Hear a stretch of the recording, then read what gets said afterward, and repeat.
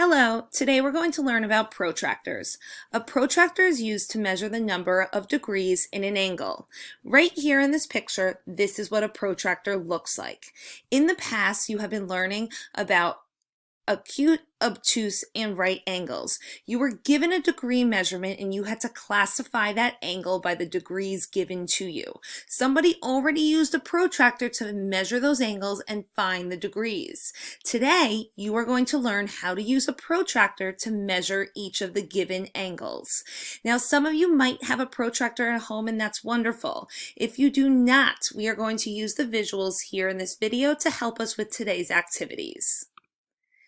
Now, in this protractor here, our goal is to use the protractor to measure the degrees in each angle. The first step, what you are always going to do is place the center point of the protractor directly on the point of the angle where the two rays meet. This is called the vertex. Now, on every protractor right here, there's a little opening, a little circle in your protractor. You are always going to place your protractor on top of the angle, making sure that the vertex is right over that little hole or opening on your protractor here, almost in that center point region right over here. You always need to make sure that vertex is on top of that opening.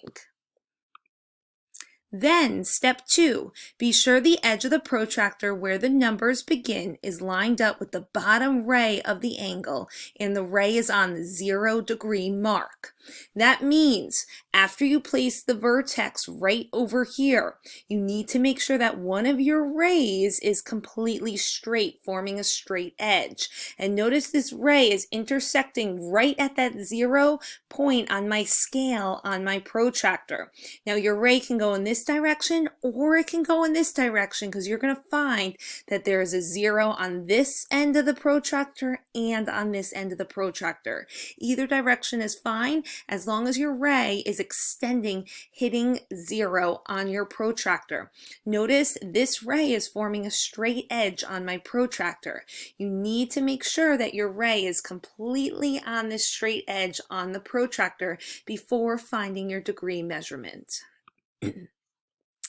Then step 3, to find the number of degrees in the angle, count up from 0 to the place where the second ray meets the protractor. So notice we already have one ray on my straight edge hitting 0.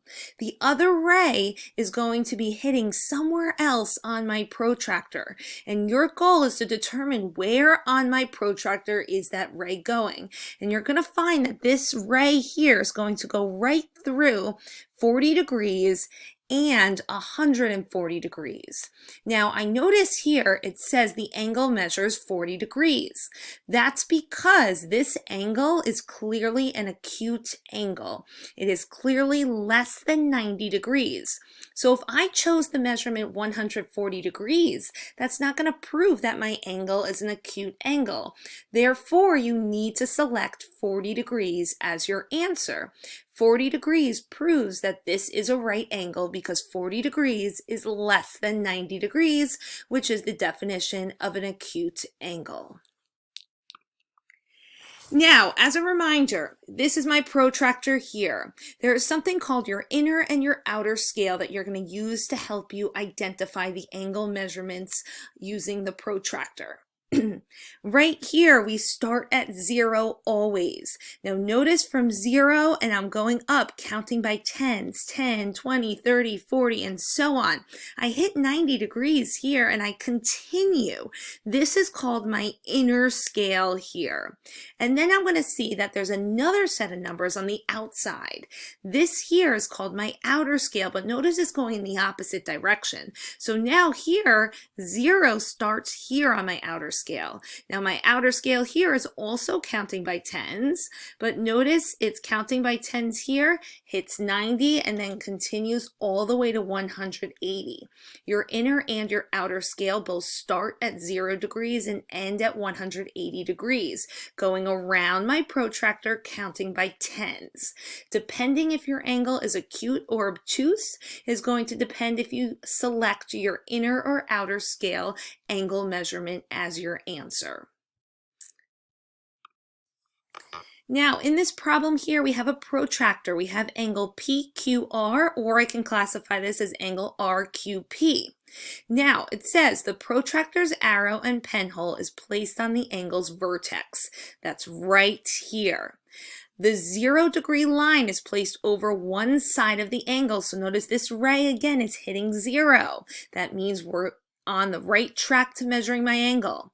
Read the measure where the other leg of the angle intersects the protractor. So now I'm going to extend this ray here, and I notice this ray hits 110 and 70 degrees. But by taking a closer look at this angle, I'm going to actually highlight it so it's even easier for me to take a look at this.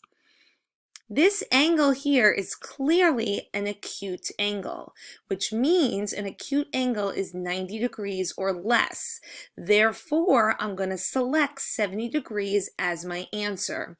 If I chose 110, that would describe this angle as an obtuse angle. But this angle is not greater than 90 degrees. It's in fact less than 90 degrees, so I need to make sure I'm selecting the measurement that's less than 90 degrees.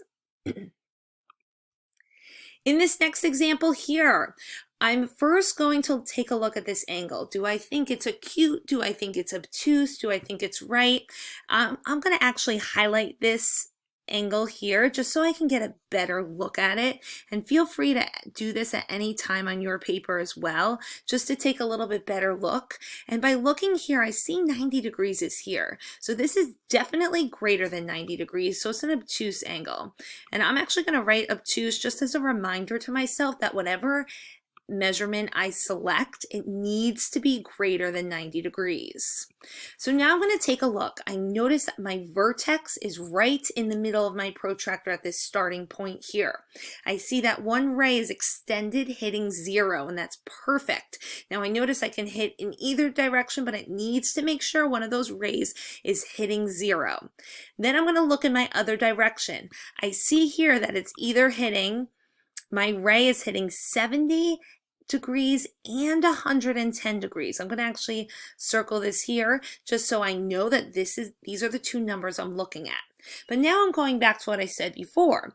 I said this is an obtuse angle, so that means the degree measurement I select needs to be greater than 90 degrees.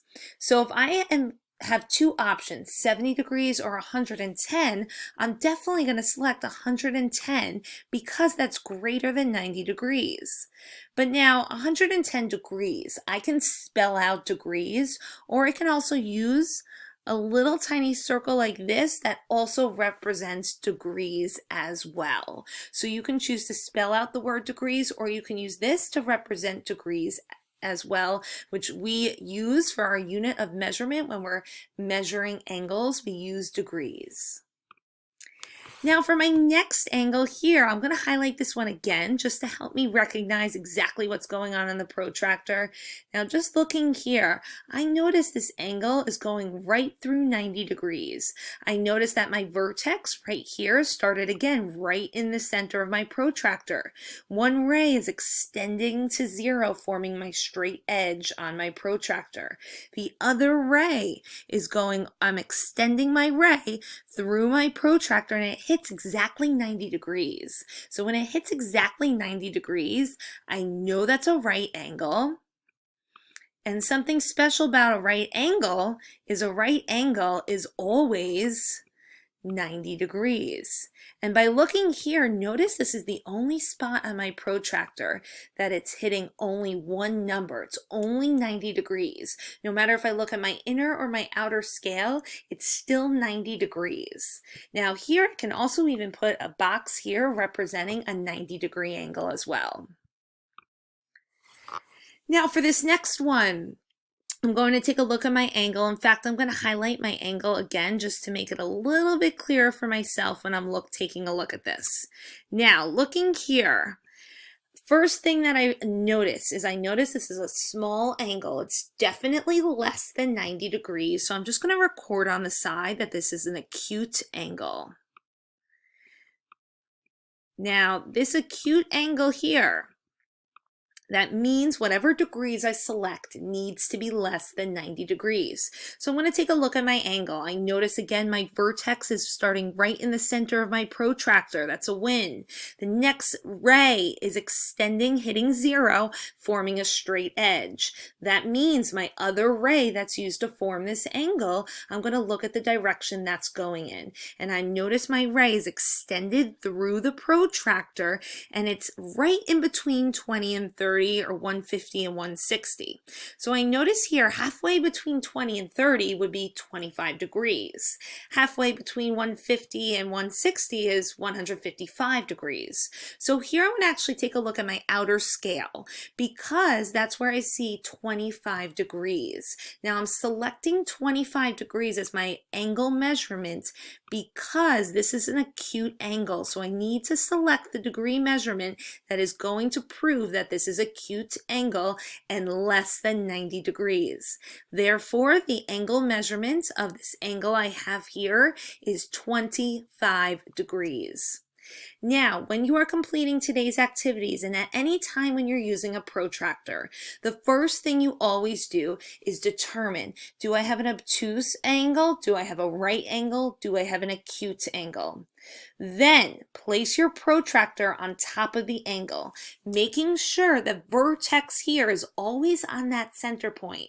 One ray is always extending, hitting 0, and forming that straight edge on your protractor. The other ray is always going to be hitting somewhere else on your protractor. It's going to be hitting somewhere on this scale over here. That's going to help you determine your answer. So you're always going to look at this other ray here to help you determine your angle measurement. Now, based off of how you classified that angle, you're going to help determine what number to select. Do I need to select the larger number? Do I need to select the smaller number I see? Depending on how you classified that angle. If you said your angle was obtuse, that means the number you select needs to be larger than 90 degrees. If you say that you classify your angle as acute, just like this, if it's an acute angle, it needs to be less than 90 degrees. That's exactly why here the answer was only 25 degrees. It needed to be less than 90 degrees.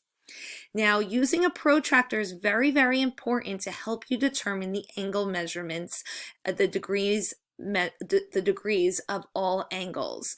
Now, I know many of you don't have a physical protractor today, but instead you have excellent visuals to help you classify these angles and to help you measure to determine the degrees of each angle that is given to you. As always, you can refer back to this video at any time on my YouTube channel to help you develop a better understanding on how to use protractors.